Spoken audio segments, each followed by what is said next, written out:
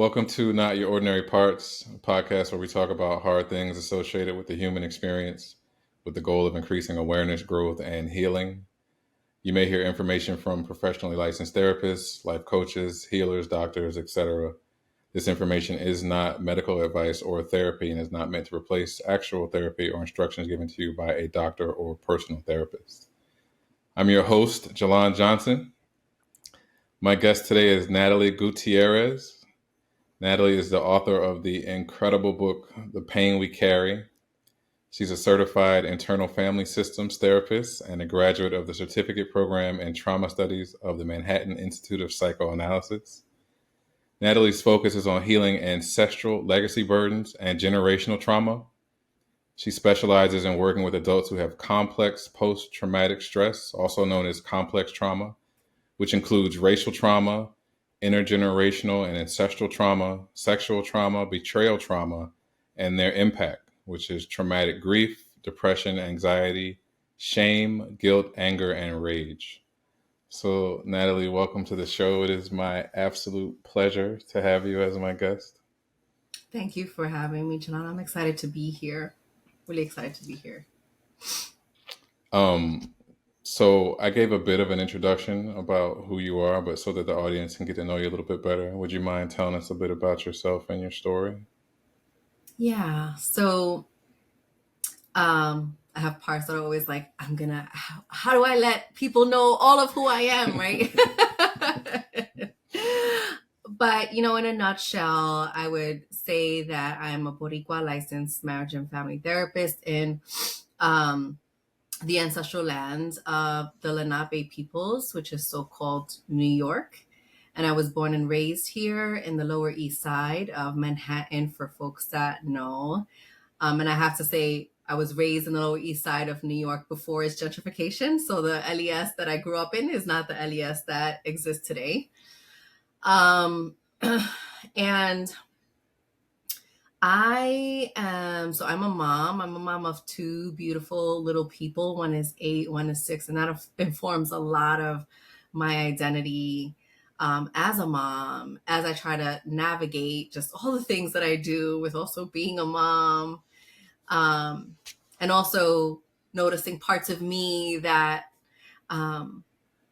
like younger parts of me that also get activated with everything to do with my children. That also, and I'm talking about like the younger parts of me that still need healing from the institutions and the things that I was exposed to as a kid, that I notice my little children teach me about. So they're like my teachers, my guru, my teachers.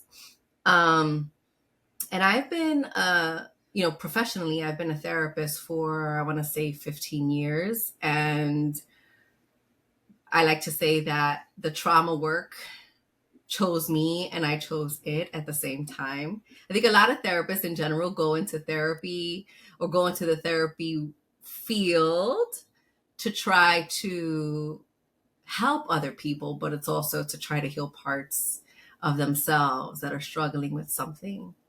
And so I learned really quickly, and I'm an LMFT, so I'm a licensed marriage and family therapist. And I learned pretty quickly when I started working with couples that it was like, oh my gosh, I'm trying to heal my parents' relationship. This sucks. I don't want to do this. And I personally, I couldn't do the couples thing because I noticed just how much it was like me trying to help people the way I couldn't help my parents, right? That was like my role, to like help my parents stay together, and I couldn't do that. And so, but what was really just calling me is this trauma work. And I did a lot, like from 2008, I started working with folks primarily in community health. I was working with a lot of folks that were first-gen immigrants, or had just come here, arrived to Turtle Island, or so-called US, several years ago. And I was just working with a plethora of folks, mostly from racialized, if not all, from racialized identities, a lot of marginalized identities. And I just really saw a lot of trauma that folks were holding, and a lot of blame that they were putting on themselves because of it, a lot of scapegoating that was happening, like even in my own field, where like even with supervisors that were supervising me, really were kind of like having me do interventions with them that I'm like, this really is not going to help heal them. Like it's a strategy to maybe help them survive, but it's not really going to be a strategy to help heal, because this pain that they're holding, the pain that they're talking about, really isn't, it's not coming from them, right? It's being put on them. It's being perpetuated by larger cultural issues that's creating their anxiety, right? Like when you are worried about being deported, hell yeah, you're going to have anxiety. When you are used to police profiling you, hell yeah, you're going to be scared when you see police or when you see ICE. There's going to be activation, and all of that is a natural response, a natural traumatic response that happens in our bodies to really try to help. Once it's tell us whatever it is, like we're in a danger, right? It's a fight or flight, and it's really trying to help us survive, right?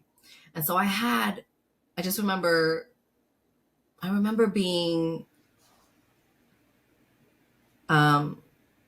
supervised by folks that really just couldn't fully get it. And you know, these folks, a lot of the supervisors that I've had in the past have been white and just haven't really gotten the struggles of BIPOC, the struggles of other folks and other marginalized identities. So it really birthed a lot of passion in me of seeing where the cracks were in the mental health field. And I always, I've been saying like, therapy is incomplete. Therapy has been incomplete for a really long time because we're throwing all these therapy modalities at it, but we're also not looking at the larger context of things. We're not looking at the larger systems that are really creating this stuff. So we're offering band-aids to people, and that's nice and all that.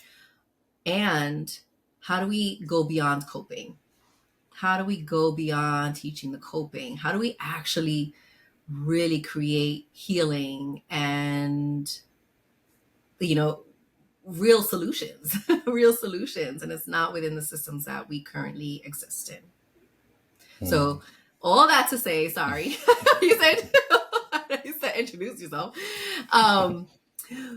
But that is part of my intro because that's really what I feel passionate about. And I feel like this is my soul mission. I couldn't think of doing anything else really. And it's just it's really just, for me, part of my professional identity. And more than that, it just feels like it's my soul mission to want to do this and try to bring this healing to people the ways that I can. There's nothing to apologize about. I think that was a wonderful intro about who you are and what you do. And you said so many things that stood out to me, especially how do we get past just coping? Because I think a lot of us are just at a point where we think coping is the answer, or as long as I can just get by, or if I just keep doing this, I'll be okay. But that's only taking us farther and farther away from actual healing. So I really love that you mentioned that. And also you are providing so much healing. Your book is phenomenal. I mentioned to you a few times that like I had to pull over one day when I was listening. I was like, oh my goodness, this is so heavy.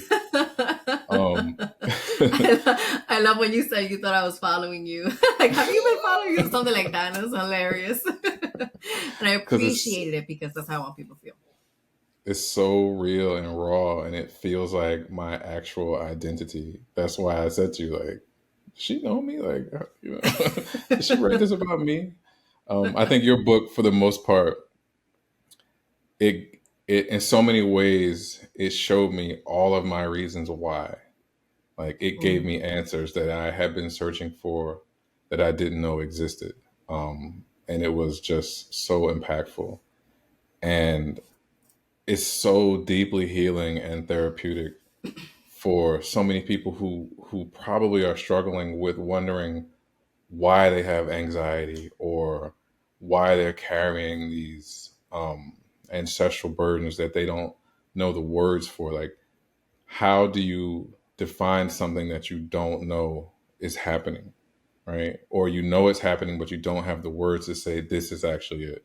And I think Mm-hmm. that is what your book does. It did for me anyway. So And I appreciate that. I'm glad that it did, and I'm honored that it did, and I'm also honored. I'm just honored. You know, it. I wish that this book could help everyone, and I also know that it can't, and I also know that this book can't be the only one, right? Or one of very few. That it has to be all of us writing our stories. That it has to be all of us giving the mic, right? That it has to be mhm. all of us really telling our stories, because I mean, I can't speak for everyone, right? I have privilege. I have light skin. Despite being Latina, despite having marginalized identities, I still walk in the world with lighter skin, and that affords me privileges of that light skin. And also with being cisgender, right? Like and being hetero, like I have privilege too. Um, and so I can't be the spokesperson for everyone, but I want to help be I want people to not feel forgotten. And I have felt personally forgotten in reading a lot of other psychology therapy books, where it's always like, oh, but what about this? What about this? And like even what I was saying before in my intro, right? Like being supervised by, people, by white bodies, in particular, that really just saw the anxiety and saw that my clients at the time had anxiety, and they were like, oh, like just, oh, they have GAD, you give a nice little diagnosis, and then maybe throw some medicine at it if that's helpful. But then it's like, think about their or channel your irrational thoughts or your distorted thoughts. And for me, it's like there's nothing irrational about what they're saying. There's Right. absolutely nothing irrational about what they're feeling or what they're saying. This makes sense to me. This Mm. makes sense, and I wish that we offered more of a real compassionate lens to really see why things make sense rather than just wanting to solve the problem and throw something at it and throw an affirmation at it and call it a day. None of that is helpful, because all of that is a band-aid. And okay, wait, I retract something. It is helpful for the moment, right? It's helpful for what, DBT calls like distress tolerance. It is helpful there. And also, again, it's just to get us from point A to point B. But what happens for the rest of the journey? I And wasn't gonna argue with you when yeah. you said it's not helpful. But I had a part of me that was like, but can you really say it can be helpful for the moment, right? Right. Um, just like gauze could be helpful for the wound if you're bleeding, but it's not going to be what actually heals you. It's just helpful to stop whatever it is for the moment, but it is not the medicine. It's Right. not going to create full healing. And I think Mm. that's where a lot of what we do is incomplete, because it's bringing it's bringing some healing, it's bringing distress tolerance and all of that stuff. It's bringing coping, but how do we really get to the healing part, individually and as a collective? Mm. That's a wonderful question. I You said that you can't speak for everybody, and I'm not going to argue with you, but I will challenge you because I feel like even though you may be light skinned or whatever else that gives you privilege, I think that what you have compiled in your writing affords everyone who is um, black, brown, indigenous, or a person of color with an opportunity to have someone stand up for them and say, Mm-hmm. this is what we are all dealing with. And just because you can't speak for them, you may have now given them an opportunity to actually have a voice to now speak for themselves. So I feel indirectly you're allowing everybody to have a voice that is marginalized. And I wish that there had been something like this that my parents or grandparents could have had, because who Mm. knows how advanced we would be at this point. But just because they didn't have it doesn't mean that I can't take what you've provided and try and shout it from the mountaintops, or that other people can't either. So you I are appreciate speaking that. for so many. It may not be everybody, but Hmm. it's enough. So I I wanted to appreciate say that. that. I appreciate that very much. And I just really wanted this book to do what it is that you're saying, so that other people can come forward and other people can feel inspired and read my book and say, and this, right? And add Exactly. to it. I want people to add to it. I want it to build. I want our stories out there. I want our stories out there. I'm tired of them not being out there. Hmm. Um and it's about damn time. So Amen, child. so yeah. So we've been dancing around a little bit. Like, okay, can you? I want to give you an opportunity to actually talk about the book, what it is, what it means to you, um, what went into it for you to be able to, publish it, and all the things. Yeah, oh my gosh, what went into it? Okay, let me start. That's a hard question, because what comes up for me is like everything, everything went into that book. It was so hard, Janana. It was so hard to write. Okay, I'm already organically answering it this way, so I'm gonna just go with it. Um, it was it was so hard to write because it forced me to stop playing games, and it forced me to really get vulnerable, Hmm. right? I'm a therapist. I've been a therapist for 15 years, if my maths correctly. um, and I've been telling people, be vulnerable, right? Be vulnerable. But when it came to me, I struggled with vulnerability. I struggled hard with vulnerability. And so this book really shed light to what parts of me I've been holding that are still very unhealed around my own internalized racism, around my own internalized ableism and classism. I struggled writing this book because I was afraid of what people were going to say about me when they read the book. I struggled with, like, do I really want to tell everyone in the world that I'm a survivor of sexual trauma? Do I really want to tell the world that? And I struggled with those moments, and I struggled with even writing, like even the tone of my voice in the book became really such a big it was such a big trailhead for me, because I had to my publisher was saying, initially when I was sending out my first chapters, my publishers were like, Natalie, we're falling asleep when we read your chapters. Wow. Like really direct, which I appreciate. But they were like, we're falling asleep reading your chapters because you're like very intellectual. Like I was straight up psychobabbling in my book that was really supposed to be very natural, very like flowing, and I was straight up like intellectualizing in my book. Why? Because I was trying to protect myself Hmm. in the book from being vulnerable. And also because throughout my whole entire academic life, I have been taught to not write in my natural voice, to not speak in my natural voice. I had to know all the big words. I had to come through with all the vocabulary, all that. I cannot speak like I was from the hood, right? Right. Like that. I had to speak with, all the language, all the code switching, all of that. And so I was doing my book like that. I was writing my book like that until I was called in by my publisher, and they were like, "We want you to write in your natural voice." And that really, it was at that moment where my book was really born, because it allowed me to really embrace my natural voice and write from it, like as if you and I were just chilling in a room, and I was like, oh yeah, that polyvagal, let me tell you what's happening right now with the fight or flight response, right? Like we were just in a room and I was just holding space and we were just talking together and I was just reflecting back to you. And that's how it came to be. And that's how I wanted it to be. But I didn't feel like I had the permission to do that because my whole entire life I was taught not to do that. I was taught not to speak in my natural voice. I was always taught to code switch.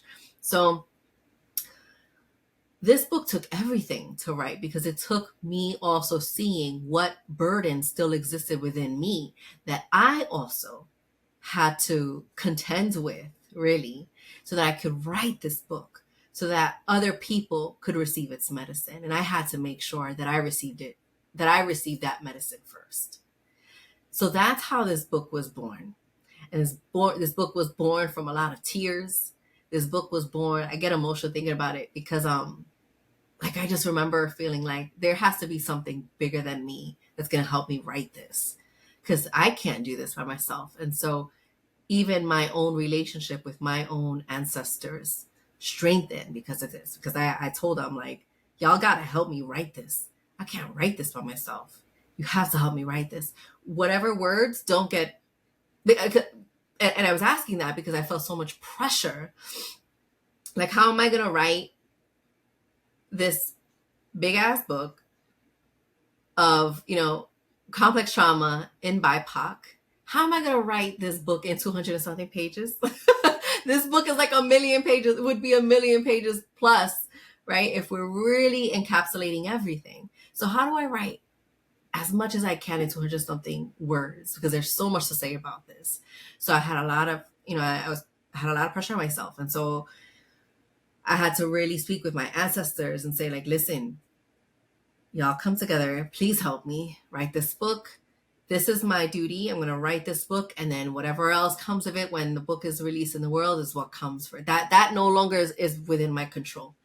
But help me write what needs to be written that feels like enough, complete enough for now, so that it can go out in the world, do its thing, and inspire other people, and help heal other people. So that's what it took. It took a lot. It took a lot of healing and inner work within myself. It took a lot of tears. It took a lot of sacrifice. It took a lot of not being with my kids. It took a lot of loss. It took really facing my own grief and my own trauma that I'm still holding. It took all of that. And so about the book, for folks who haven't read it, who don't know about it, is really it's a book about how complex trauma shows up in folks of the global majority. And and folks of the global majority, meaning like racialized identities, right? But not just only focused on BIPOC, but also BIPOC that have other marginalized identities, right? That are queer, that are trans, that are non-binary, that are neurodiverse, that are struggling with poverty, that are immigrants, that are, so on and so forth. Like all of the identities that that have hurt, that we continue to be marginalized in, alongside our racialized identities. And this book, I wanted this book to really be a foundation or a witnessing, inviting people to witness that pain that they carry. Because I think a lot of the time, what I have seen as a therapist, since from like doing my internship back when I first started, is people blame themselves often. People blame themselves often for feeling their anxiety or feeling their depression or, being diagnosed with bipolar or borderline or these kind of, they carry, and these kind of diagnoses or these experiences. But I want people to know it didn't just start. It's not there. Like it's not you. That's not who you are, right? You are not your burdens. This is coming from something that is innate within you. This is stemming, your anxiety and all of that is stemming from what has been done to you and what has been done to your people, what has been done to your communities, what continues to be done to your communities, to you and your people. And this is, I believe, the majority of the emotional strife, the emotional pain that we carry is from or is tied to both the cultural burdens, the cultural trauma that we are currently experiencing, and also ancestral trauma, the trauma that has been inherited from historical trauma, from ancestors that have been enslaved, from ancestors that experienced colonization and war and famine and genocide.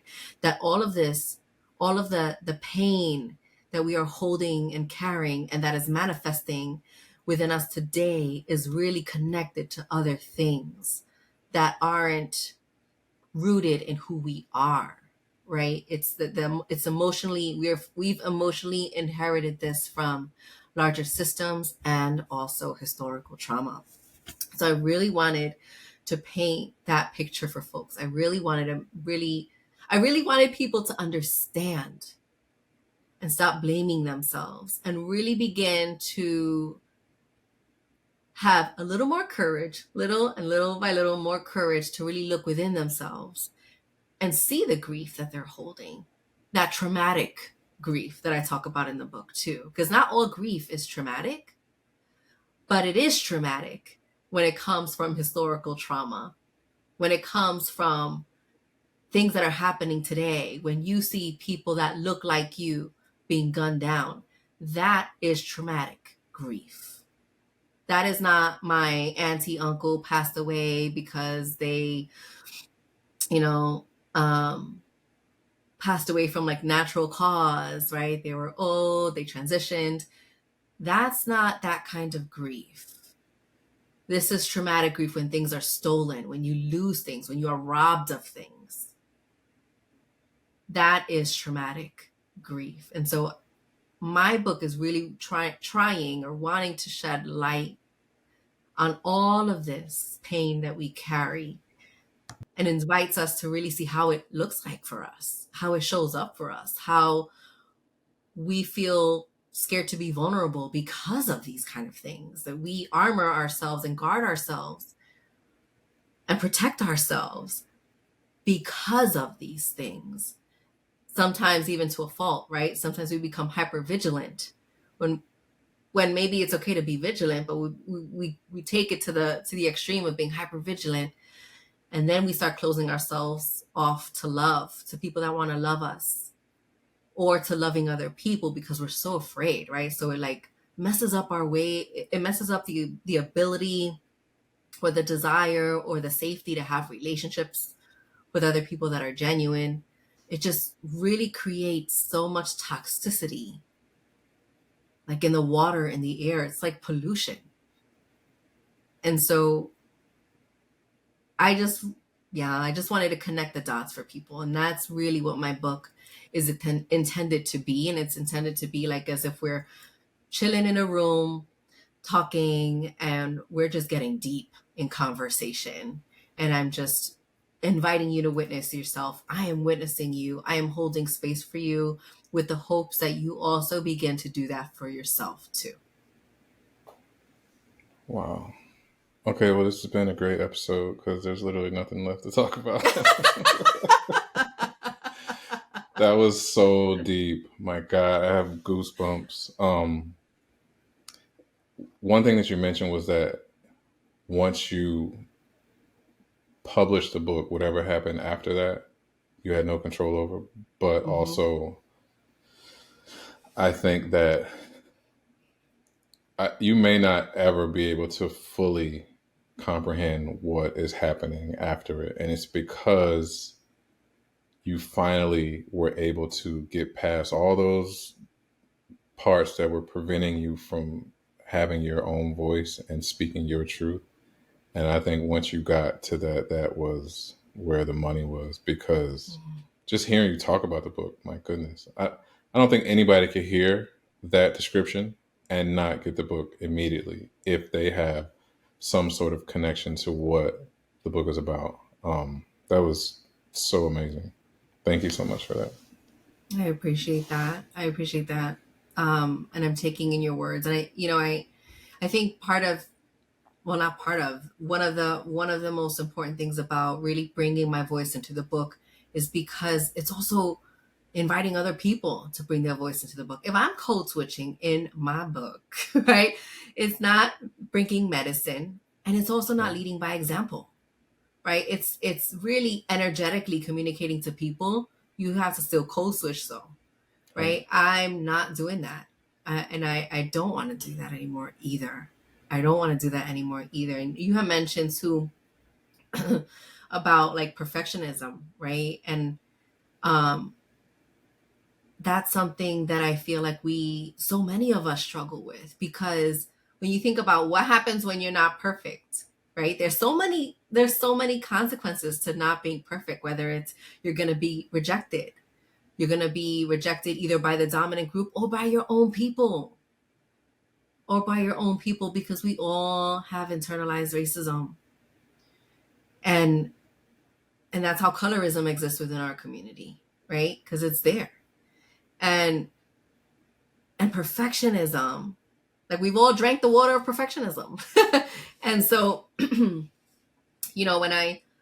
I stumble, when I don't say the word correctly, or when I don't know an answer and I ask for help, people can look at that and say, like, this person, and not even just, this is not unique to me, this is unique to all of us, right? When we have a question, when we see someone else ask a question or ask for help, we might notice like a judgy part come in and be like, oh, that person doesn't know.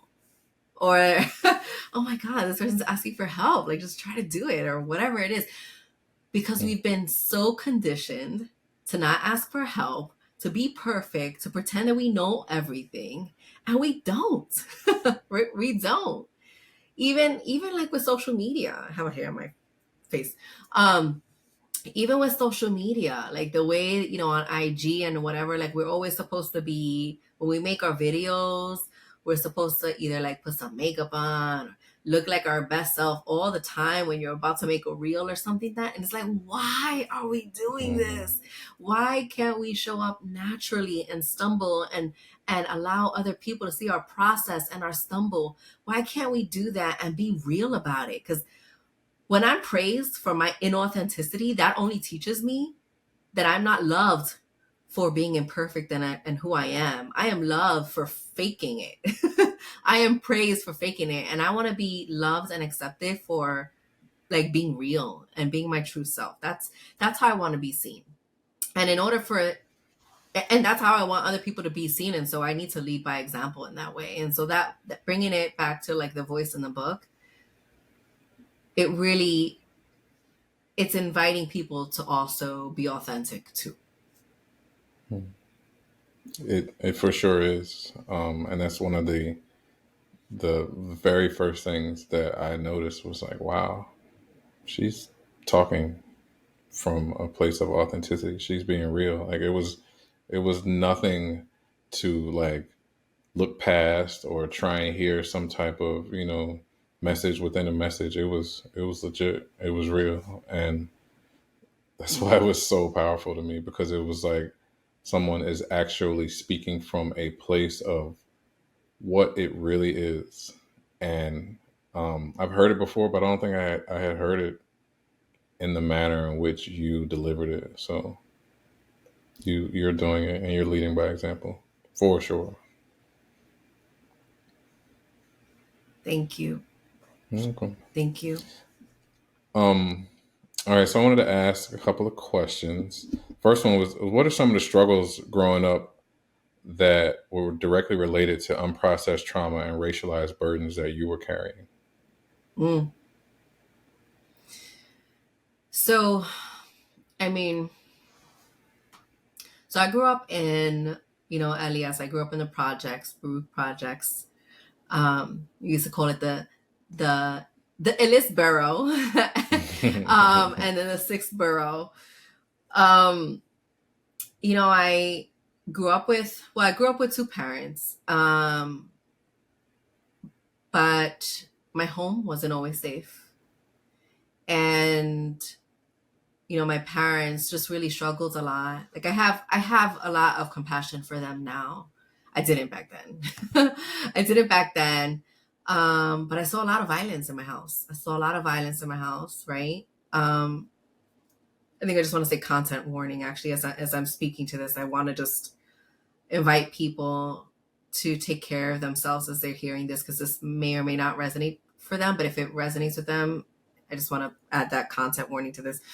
Because I saw a lot of violence in my house, and whether it was my parents hitting, or like each other, or me being hit. And, I think I have a very complicated relationship with school and studying. And I was telling you this morning, right, that today is my son's first testing day for the state exams. And the state exams for me, growing up in elementary school, were a big, like, we're part of the birthplace, I'll say, of my anxiety for school, because I'm neurodiverse. I have ADHD, and I was experiencing a lot of my body was being violated as a kid when I was 6 years old, sexually, physically, and I couldn't in school concentrate at all. And I was in the gifted and talented program at the moment, and on the second grade in particular, and I speak about this a bit in my book, actually. The teacher wanted to kick me out the program. She wanted to kick me out the second grade, because I was not wanting, like, to do her artwork and stuff like that, because I was, like, dissociating and daydreaming a lot in class, but never bothered to ask why. And if anyone had, in the school, had given a damn about why I wasn't really putting my all into my schoolwork, into these state exams and all of that stuff, they would have seen that there was a lot that I was going through at home that really made its way into how I couldn't perform in school in the ways that one, I was capable of, and two, the ways in which, like, the school measured, the academic success, right? And so, I mean, for state exams, like, I remember, like, these state exams, citywide stuff, I remember, like, I used to get hit. I used to get hit to study. I used to get hit to do well. And that created this,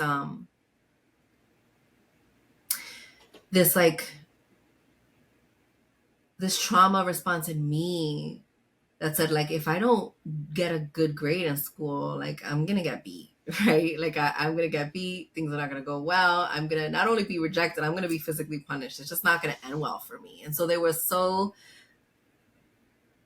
so many things I learned about, like, test taking that, like, I have a visceral response of, even still today, right, around school, because I love school at the same time. I love learning and I love reading and I love growing and all of that. But, like, with test taking, it became a real ordeal for me, because, my parents handled it in the only ways that they knew how. And I know that they handled it because they didn't want me to fail, right? They didn't want me to be the statistic of the Latina from the projects that doesn't do anything and da-da-da-da. And they wanted me to really excel, but the manner in which they did it was really negatively impactful to me, was really traumatic for me. So this is, like, one example, right, of, like, when we talk about the pain that we're carrying, that the pain that even my parents carried, where they didn't know how to do conflict, that they resorted to either yelling or screaming or hitting, and then also doing that to me, even with the best of intentions, right? They just want me to do well. They just want me to get good grades, but they have to beat me in order to do it, or beat me to silence me, or whatever. It sends a message that I need to shrink myself. It sends a message that I don't have a voice. It sends a message that I'm gonna be punished. It just creates ripples effect. It creates a ripple effect of so many things, that the way that I then began to lead my life was through fear. A lot of my parts are really burdened around fear of, my body being violated, or fear of what's going to happen if I speak up about something? Fear of what happens if I talk back, right? What happens if I do this? What happens if I do that? What happens? It's just it. And I for so much of my life led, it was led in fear. It was really fear led. So, there was that, growing up. And then, of course, like not having enough money is also traumatic. Poverty trauma is a real thing. Um, so we were holding that, and grief. Like, you hear gunshots every day, every other day, and you know that people, young kids, teens in your neighborhood, you're having like turf wars, like this person from that hood came to this hood, and then we have to shoot. So like there's this stuff happening. And then there's also like the stuff that's happening with police. We're seeing a lot of just our people, our Black and brown people in our projects being incarcerated, drugs. We're just seeing everything, everything, everything. And I'm seeing that piece, Jalam, but I'm also seeing this power and this like, the only word that I have for it really is resilience. But I am seeing that too. Like I'm seeing like aunties, I'm seeing tias and people that are like not related to me, not by blood, but by community, that are looking out the window to make sure everyone is okay. Not just their children, but like the community's children, right? And so at that same time, experiencing all this stuff, I really also learned, this is the dualities, right? You learn the trauma, but you also learn, like I learned the value of community from living in the projects, because I learned that when we don't have enough, together we share our resources. And that's exactly what we did growing up in in Baruch, and in Baruch projects. And people looked out for me, and my mom also looked out for other people, and children were always taken care of, right? So there was that piece too. And so I was exposed to a lot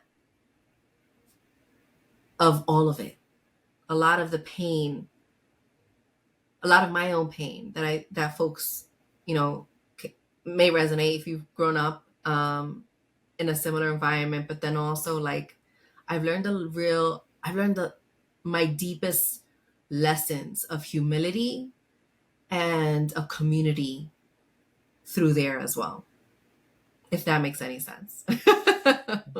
That part, yeah, 100%. I think the duality of it all is that even though we were hearing the gunshots and worrying about,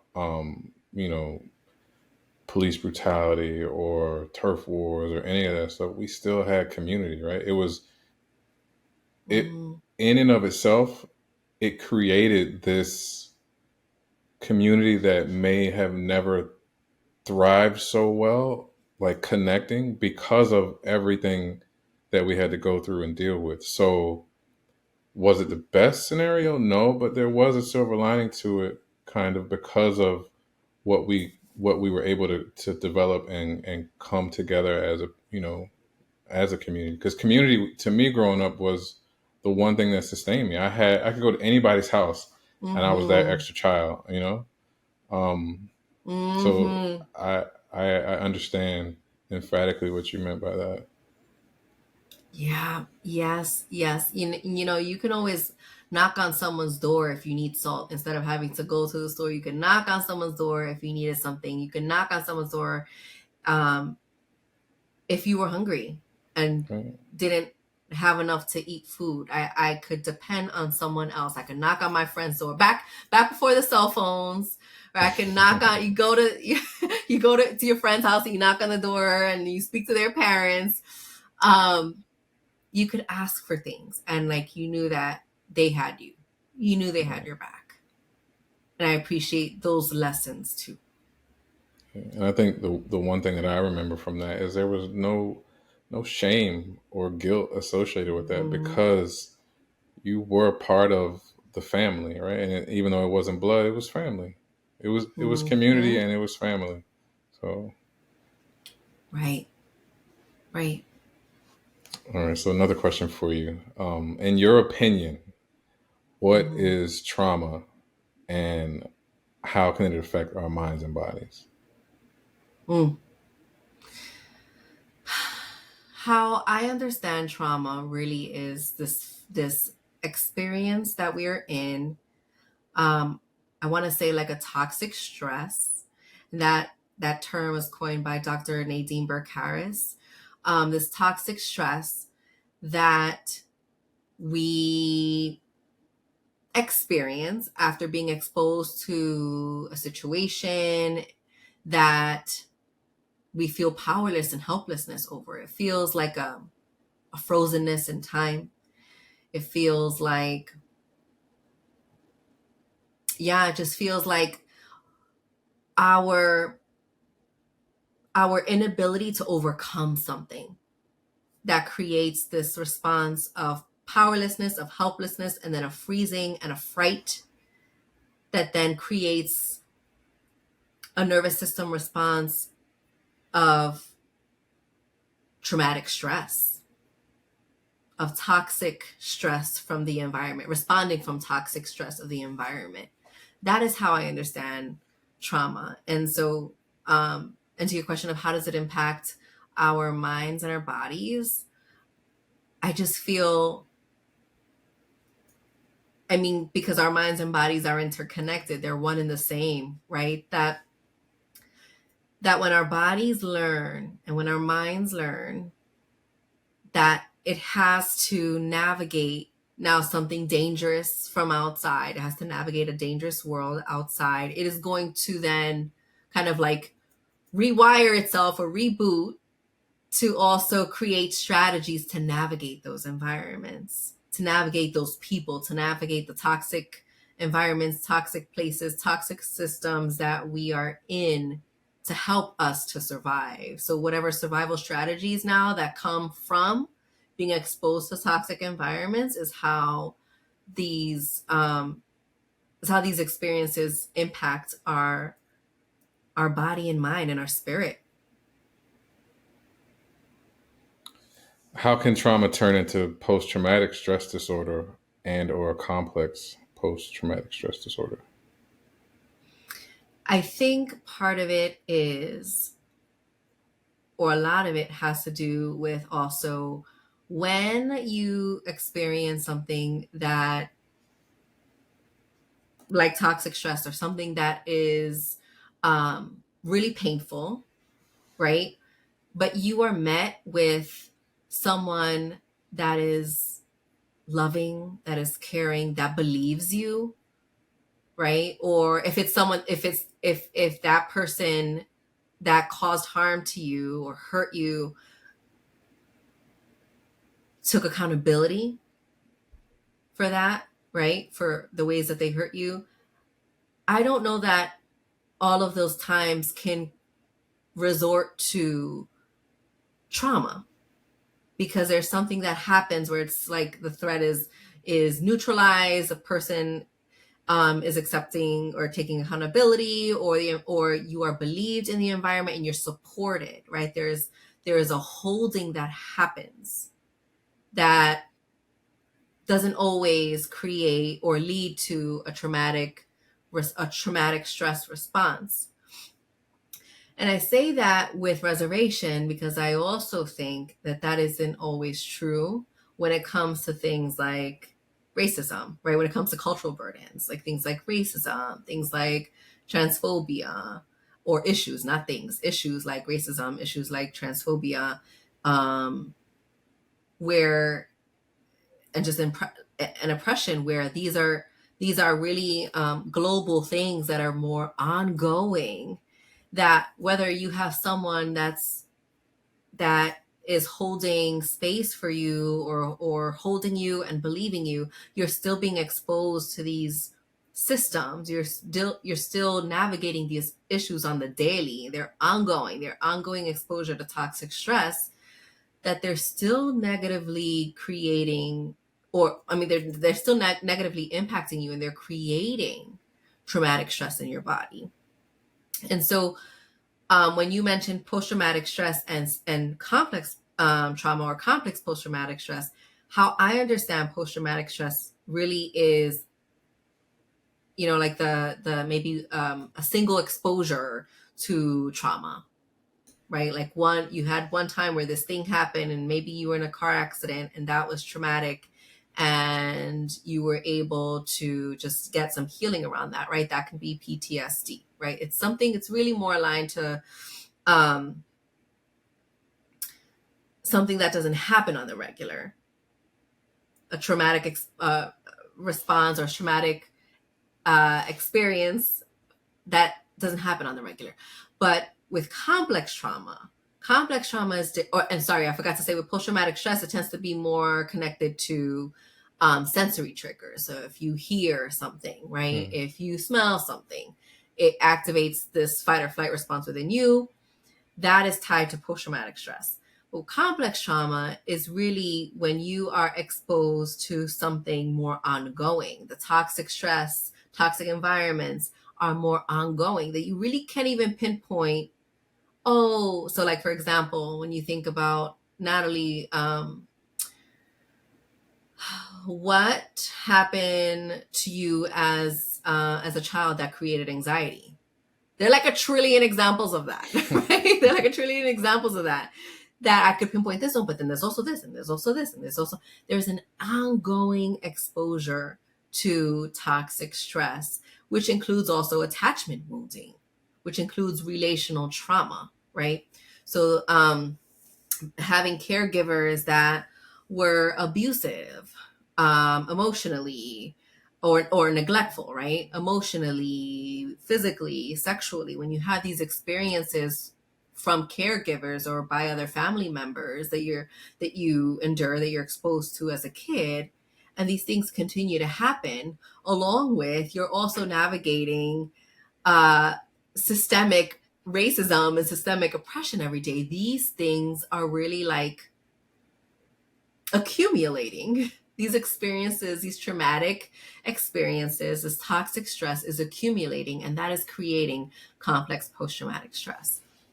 It's no longer PTSD when it continues to happen and happen and happen and happen. And now your system is flooded with so many examples of ways that you have been rejected or caused harm to, or tried or attempted erasure, right? It is it is also the cultural genocide, right? It is the attempted erasure. It is the attempted erasure, and the continuation, the accumulated trauma, the accumulation of exposure to hurt, to pain, to powerlessness, to helplessness, that creates the complex trauma. And with complex trauma, we can have sensory triggers, right? We can have those same sounds. We can have the smells and all of that can activate our fight or flight response.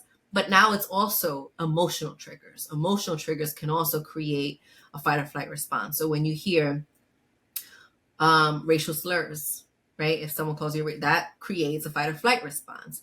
When you're hearing, when we think about attachment wounding, and you're hearing, you're too needy, right? And someone tells you that as a grown up, you hear you're too needy.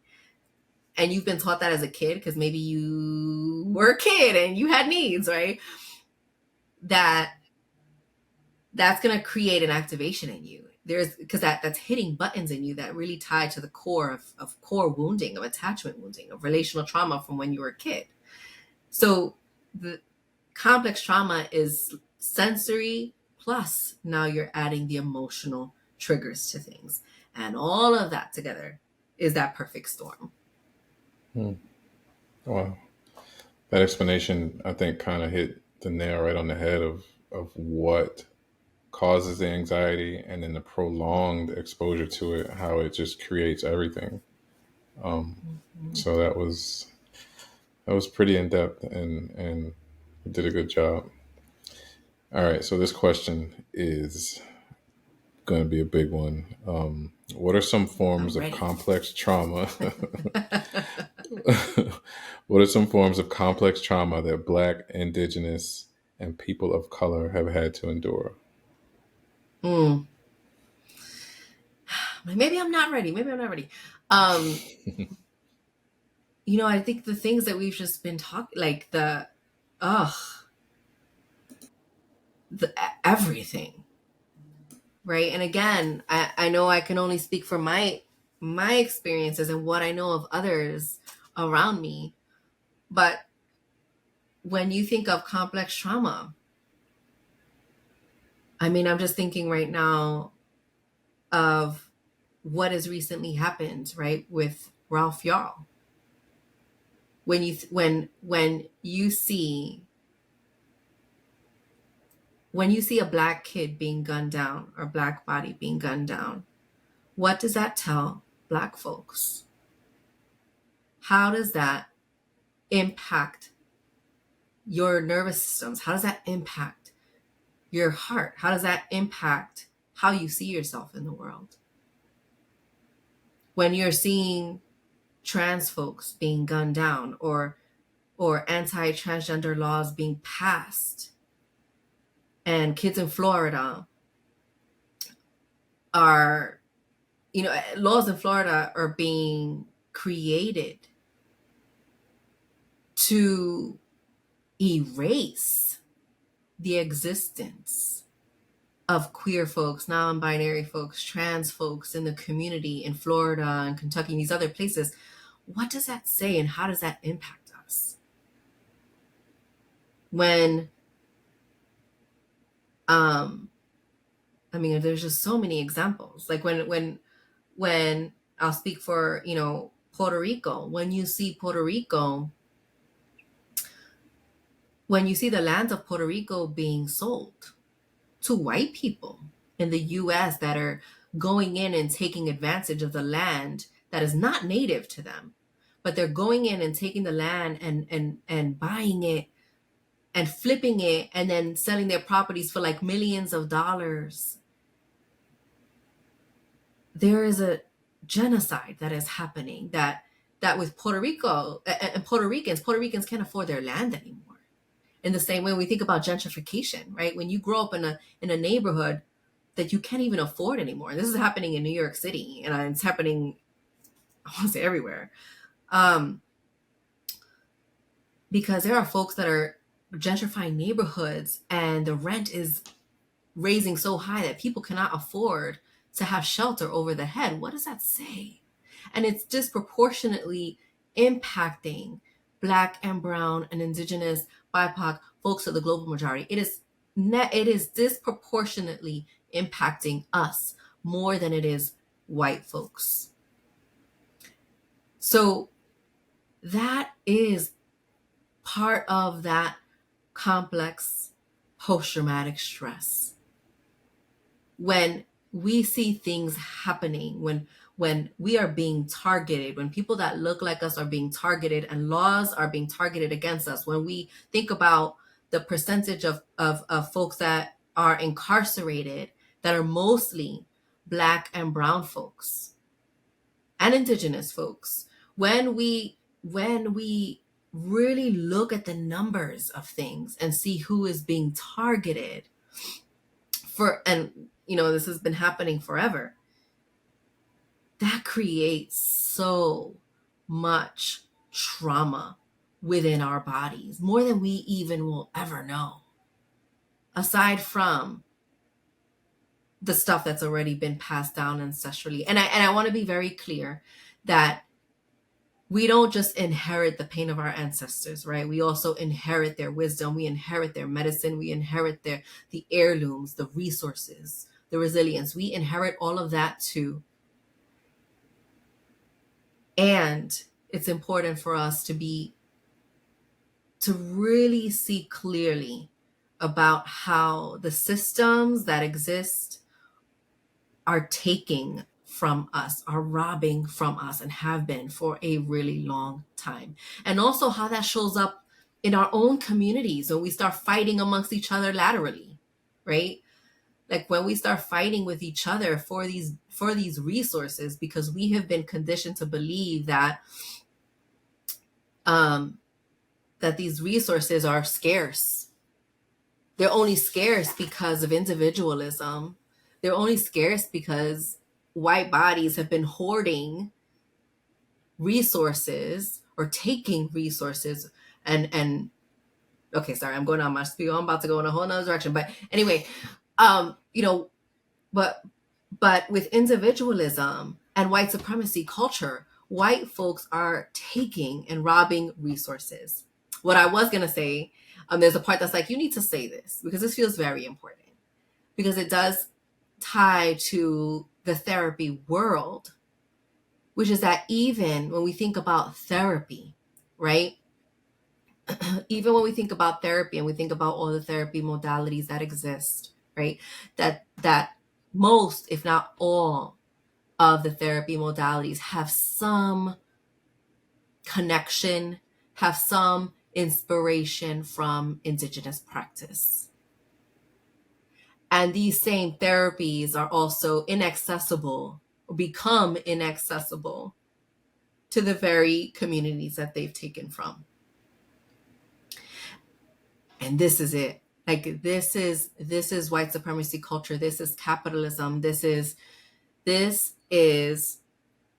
systems, cultural burdens that are creating and burdening folks of the global majority even more. So I know that was long-winded. I have a part that's like, that was so long-winded, but it just feels so important to say because it's all connected. It is all interconnected.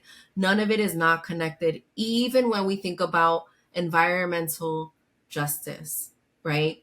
Even when we think about what has been happening with like the pipeline, the Dakota pipeline, when we think about the Amazon rainforest experiencing deforestation, when we think about all the ways that our environment is hurting and climate change, right? This is tied to those same cultural burdens, and it really impacts us. And we, for some reason, have disconnected nature and humans, but we're really all part of the same thing. And when we are not taking care of the land, when we are colonizing the land, when we're engaging in like fracking and all these things to kill the land, and then expect the land to nurture us, Earth is not going to nurture us. We are hurting her. We are hurting her. And so like all of these issues are connected, and we pretend they're not connected, but like they're so connected, and they're just hurting us. They're hurting our bodies. They're hurting our minds. They're hurting our spirits. And they're disproportionately impacting Black folks and brown folks and indigenous folks. They're disproportionately impacting the folks of the global majority more painfully, more negatively. All your parts are welcome, so you don't have to hold back anything. Thank you for that explanation. Another question I want to ask is, how has racism stolen emotional safety from Black, Indigenous, and people of color?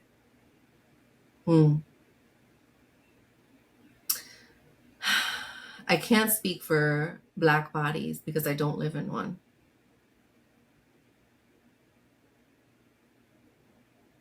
But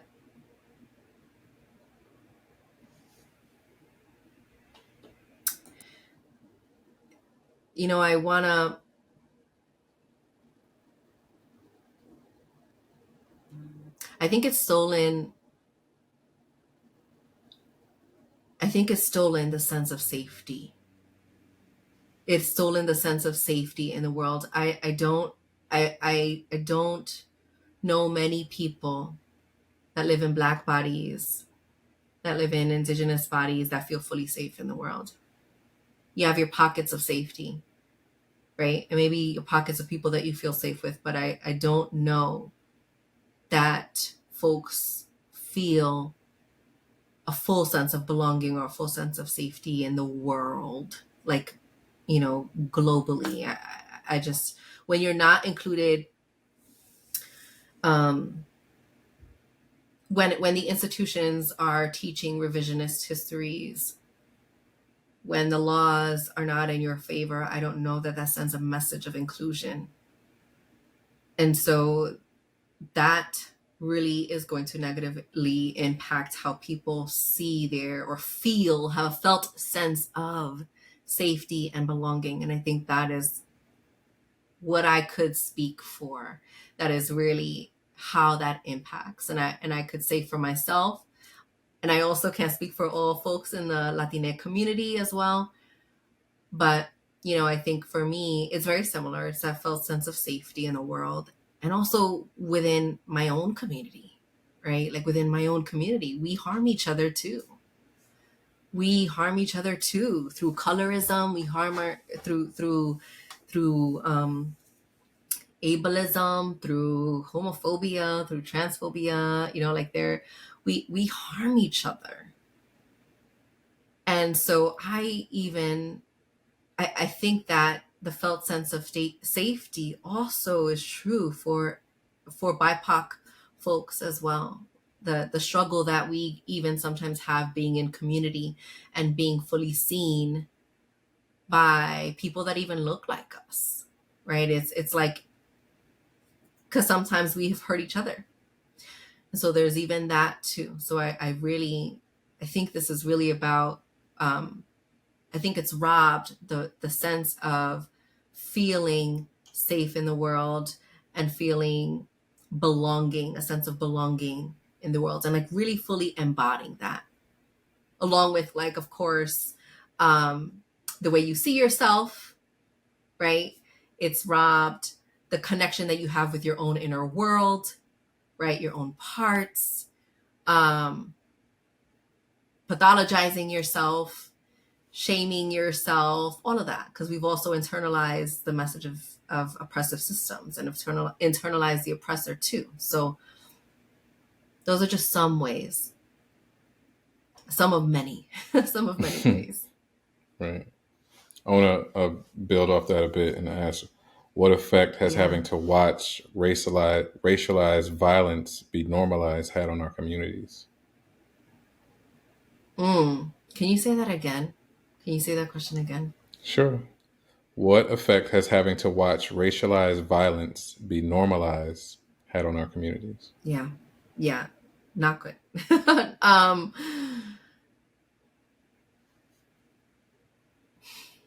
I think it has looked, I think some folks, can have parts that strategize to numb out sometimes, right? Sometimes you're just like, I don't even want to watch the TV anymore, because you know you're going to see something that's really hurtful, that's really traumatizing, that's going to build on the traumatic grief that's already existing within you. I think some folks will numb naturally, will want to numb out, and I think and not see it at all, and maybe even tell themselves that it's not happening, or that this is maybe like what do they call it? Like not a separated incident, but like isolated incident, right? So there's that tendency to either want to, the strategy of numbing out, avoiding that it's happening, right? Telling yourself or rationalizing maybe why it happens or why it's happening, or it's not happening to me, but it's happening to them because maybe they did something, or it could just look, and it could come about in so many ways. And then also it could really, it's breaking hearts. It's breaking hearts. It's breaking spirits. It's creating dispiritedness. It's creating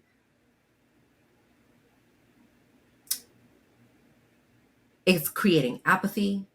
It's creating hopelessness. So I think it's just creating a whole, really depending on the part that is in the room at the time, right? It's really creating all of those things. Sometimes even all at the same time, or sometimes one at a time, but it's creating that avoidance. It's creating that that terror. It's creating that despondency. It's creating that apathy. It's creating the brokenheartedness when you see that happening to your people. Okay, so let me ask you this, right? We see all these things happening on a daily basis. We're exposed to them, but then we're also constantly asked to provide the burden of proof that racism exists. Mm-hmm. How can that be damaging as well? Yeah, yeah, because that's not only are you experiencing that, right? You have a lived experience of that, and then you also see there's that vicarious trauma that you see people in your community or that look like you that are experiencing. But now you are burdened with the task of having to prove yourself and like prove your pain and prove your legitimacy, prove that your pain is valid. That is like that's yet another burden that you are being asked to speak to while you are the receiver of all of it, right? While you are speaking from lived experience. And it's one of the biggest issues I have when folks talk about things like therapy has to be evidence based, and what that means, because at some point um you know work around liberation and work around race-based traumatic stress was considered not evidence-based, and it's like, y'all don't have enough evidence to know that this is like a thing. You don't have enough evidence. um and and that tool is really a tool of white supremacy culture, again, of gatekeeping. Whose medicine and whose practices gets to the stamp of approval, and whose is like questionable, right?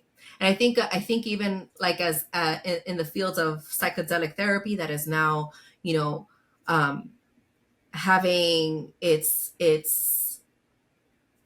movement, right? It feels important to acknowledge that this is not anything new. Psychedelic medicine is not anything new. It has been used by indigenous folks for centuries. But back then, it was pathologized, right? It was seen as something else. It was seen as just like not helpful. It was demonized. It was seen as crazy. And now, when it has the stamp or seal of approval from white bodies, now it's like, oh, let's make it mainstream. Now let's do the thing because white bodies have said that it's okay. But there's evidence now but there was evidence back then. Y'all just wanted to pathologize it, right? So I just think about things like that, and how harmful that is. But having the added burden of having to prove that racism still happens and still exists is also a form of white supremacy culture, because it's the person asking is not educating themselves enough, or just even like looking at the world and not staying attuned to what is really happening outside of their privileged circles. Um, I agree with that, and I think that having having a lived experience, and then being told, well, where's the evidence? That can also make you feel like you're crazy. Mm-hmm. But then to have something like you said be pathologized, and then now once it's okay with us, it gets a stamp of approval. That can also invalidate parts of your lived experience as well. So it's a lot of trauma and a lot of stuff that we're carrying. Um, Can I ask you a wh- question, Jalon? Is that okay? Is that okay of to do? course, sure, sure. I, in thinking about your question too, I'm wondering how this all has impacted you in the ways that you're willing to share? I think that I normalized it. Um, I Mm-hmm. I think that I learned that in order to get by or to make it, that I had to just pretend like it didn't exist and just, Yeah. put a smile on my face in circles where, maybe my existence depended on it. When I say existence, I mean just being able to thrive in society or work circles or things like that. And it got to a point to where I felt myself abandoning who I really was. And then when George Floyd died, it just it all came out. My body refused to hold it in anymore. And Mm. for weeks, I was just crying uncontrollably. And I think that that was um, my toxic bucket just got to a point where it couldn't handle anything anymore. And it just all poured out. And since then, I mean, that was the point where I really started therapy. And I think that helped me to explore all the whys and reasons that I needed to explore in order to get healthy emotionally and to be able to understand that just because these things are happening, it's not something that I have to accept. And then I can have a voice. I can be outspoken without being fearful that I will lose any privilege that comes from code switching. I appreciate you sharing that journey. Thanks, thanks for asking. Mm-hmm. Okay. So now that we have kind of explored the dynamics of the trauma that comes from legacy burdens and ancestral burdens and just racism, what are some ways that you could recommend for people to step into their power and reconnect with who they really are? Mm-hmm.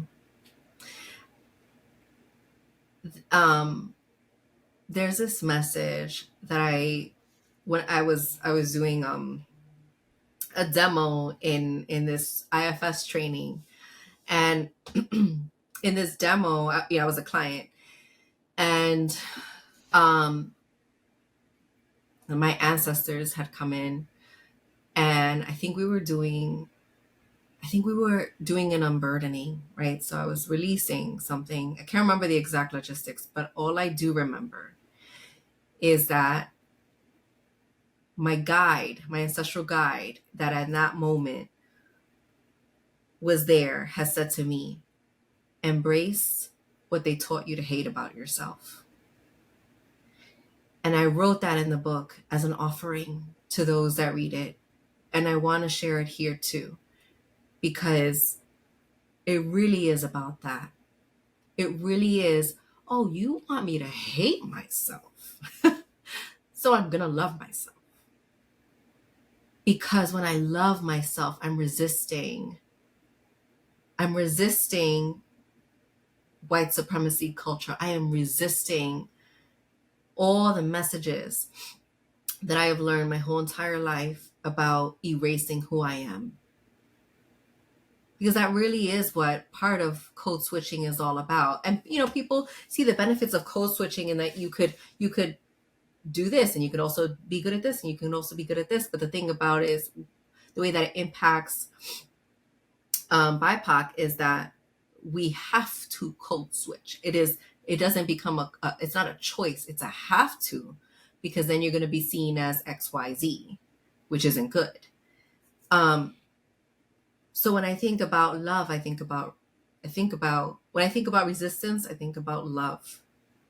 And when we love ourselves fully, when we love our when we love the parts of us that maybe don't have all of the answers, when we love the parts of us that are shy, when we love the parts of us that maybe aren't the best speakers or the best writers or the best spellers, when we love those and all of our parts, all that makes us who we are, And I'm not talking about the burdens, because the burdens don't make us who we are, right? But when we love the parts of ourselves that we feel like we are at our core, there's resistance there. And it's important to embrace that. It is important to embrace who we are and all that racist and oppressive systems have taught us to hate about ourselves. And that I've carried that message with me since, especially in moments where maybe I don't feel good enough, or moments that I feel like, oh, my hair is whatever. It doesn't look nice, and maybe I should try to straighten it, because I grew up a lot straightening my hair, and I never really let it curly until like maybe 6 years ago, and now I haven't ever. I don't blow dry my hair anymore at all. Um, but whether it looks like all of the things. Oh, I hear my accent. I sound like a Latina Boricua from New York. Why have I been taught that that's a bad thing? That is such a beautiful thing. But I have been conditioned to believe that that is a bad thing. And so my offering is really inviting people to begin to see what needs to happen within themselves, to release that hate that they have internalized, that's not theirs, that they really would allow the love of themselves to reemerge, and release the toxic messages, that internalized racism, that internalized ableism, that internalized classism, that internalized all that doesn't serve us anymore. We release all of that so that we can really be with who we are and embrace the hell out of it, because we have so much sacred medicine within us, and so much resource and so much love to give ourselves, and also, in our to give our communities as well, that we need to live fully. We need to live our most, like, in our most authentic ways, be our most authentic selves, and fuck the rest. you know like, release as long as it takes, because it's not like you're going to wake up tomorrow and feel like a completely unburdened. But what is needed within for you to get a little closer and really seeing your full self, and really liking all of who you are, all your quirks, all that stuff, that you really begin to lean into that, and love it and embrace it and embody it, and really not allow unhealed people and unhealed systems to dictate how you get to show up in life. That is my offering. Wow, that was so beautiful, Natalie. Okay, so let's say somebody reads your book or they listen to this podcast and they get kind of the little bit of motivation that they needed to make a change, right? What would you say to someone who's on the fence still about talking to someone about their big feelings or emotions or traumas, and wants to start therapy or get a coach, but kind of just doesn't feel like it's the right thing to do, or maybe scared? Yeah, to them, I think I first want to normalize that feeling, especially when you come from lineages where there's been medical trauma um, and scientific racism, right? That there is going to be a pause, and that just makes sense to me. And I would want to say, I get that. I would want to say, I get that. I would want to say, take the time that you need.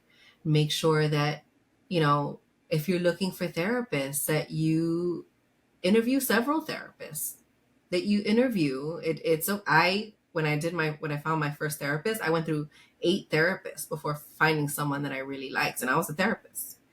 So it's really about finding a place that you can feel safe in the moment, and a person that you can feel can hold you and help you to feel safe in that moment. And I say that because I think it's really important, because obviously many of us don't feel safe in the outside world, in the external world. And when you are going inside, right, and meeting, for many, meeting their internal world for the first time, you want to help facilitate that safety. And it has to be with someone they feel they could take a risk with, in holding space for them in that way, so that they can feel safe enough to take the risks and chance and go inside and meet their inner world for the first time and explore, right, for the first time. So I want to normalize that feeling. And then I want to say, take your time in finding the right person, and being, you know, being diligent in doing your research on who you do contact. It's okay to interview people. It's okay to do that. And in fact, I think a lot of therapists, right, therapists that are self-led will recommend that. Because you have to feel in alignment with that person.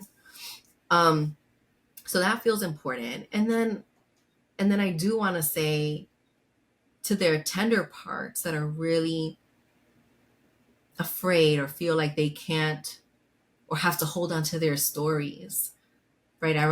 I appreciate a quote from our ancestor Maya Angelou that says, there is no greater pain than holding an untold story within you. And I'm remixing. That's Natalie's remix.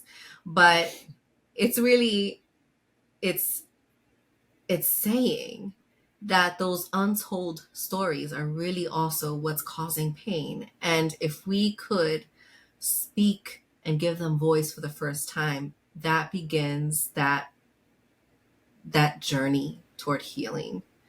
And I would want them to know that they have a right to their healing, that they deserve their healing, that they deserve that for their stories to be told and held, and that they deserve and have a right to having a voice and taking up space. And again, that they have a right to heal.